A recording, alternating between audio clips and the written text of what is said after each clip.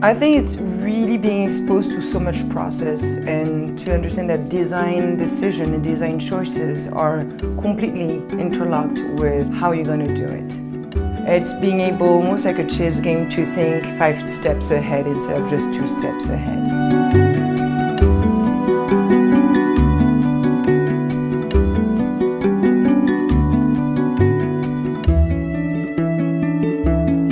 Making instruments was I daydreamed about it for too long to not do it.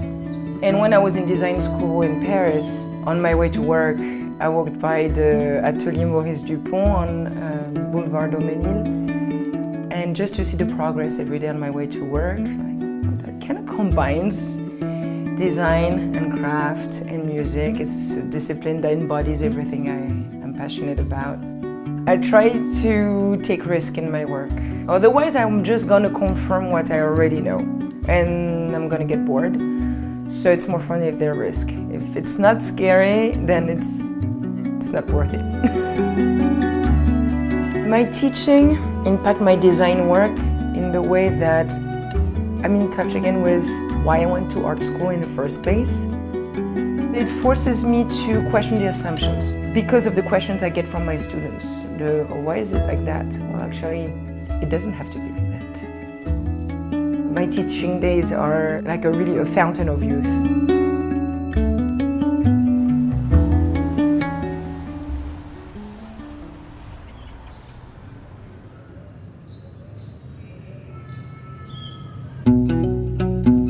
If it's a pencil or a computer mouse, for me it's the same. I sketch first by hand. I use 3D modeling a lot to double check or triple check. There's an expression in woodworking, calculate twice, cut once. With 3D software, it's beyond that. The 3D printing, I can make shapes that are not moldable or would be very difficult to mold. And now I can actually have that printed within 48 hours. The soundboard, the invisible part, what's going on inside. It's almost like a ceiling with beams. If the beams were not here, everything would collapse.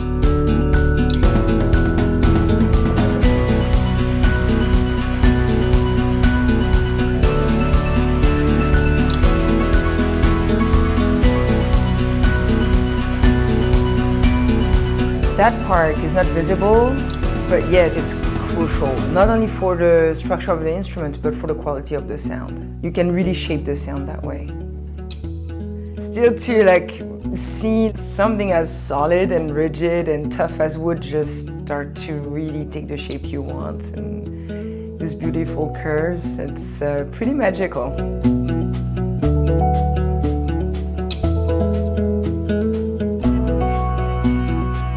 One problem can have more than one solution. You can arrive at the same result in different ways. Through school and my design profession, it was to innovate.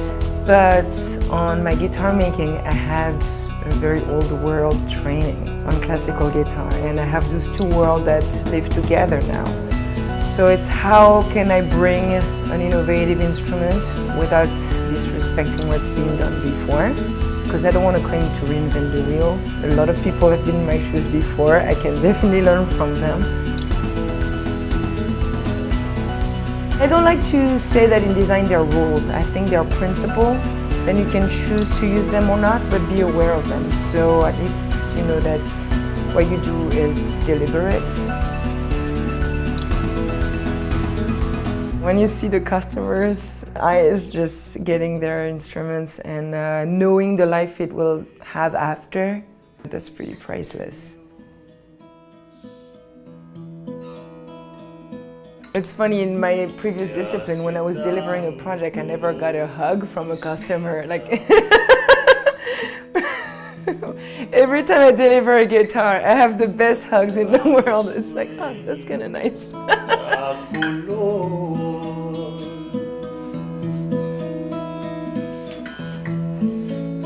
Sonrisa